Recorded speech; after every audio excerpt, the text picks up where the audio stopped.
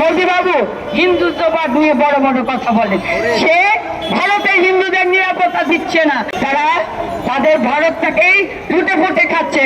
যেভাবে 17 বছর শেখ হাসিনাকে দিয়ে আমাদের বাংলাদেশ থেকে লুটে খেয়েছে, এখন লুটের বাধা পড়েছে বিদায় এখন ডক্টর ইউনূস সহ আমাদের সকল সরকারের উপদেষ্টাদের বিরুদ্ধে লেগেছে।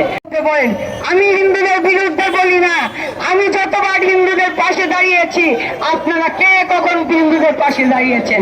17 বছর প্রতিটা হিন্দুর উপর নির্যাতন হয়েছে, তখন কোথায় ছিলেন? এই কথা আমি আরো 2 মাস আগে বলেছিলাম। শুভেন্দু আজকে বড় বড় কথা বলছে, তিনি দিল্লিতে না যে বাংলাদেশের বর্ডারের কাছে এসে বক্তব্য রাখছে। আজকে তিনি রপ্তানি বন্ধ করবে বলছে, পেঁয়াজ রসুনের কথা বলছে। তাদের যেই দোষর খুনি হাসিনা, সেই হাসিনাকে তারা আশ্রয় দিতে পারে, আমি মানলাম।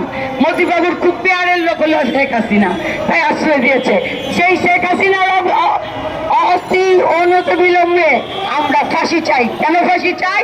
আমাদের এবারের আন্দোলনে 24 সালের আন্দোলনে শিশু খুন হয়েছে, সেই 2024-এ শিশুদের খুনের তার বিচার চাই।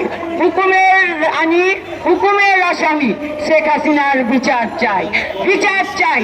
আমাদের 17 বছর ইলিয়াস আলী চৌধুরী হাজারো হাজারো সন্তানের বাবা পিতা হারিয়েছে, যাদের গুম হয়েছে, আমরা এখন লাশ ফিরে পাইনি, তাই শেখ হাসিনার বিচার চাই।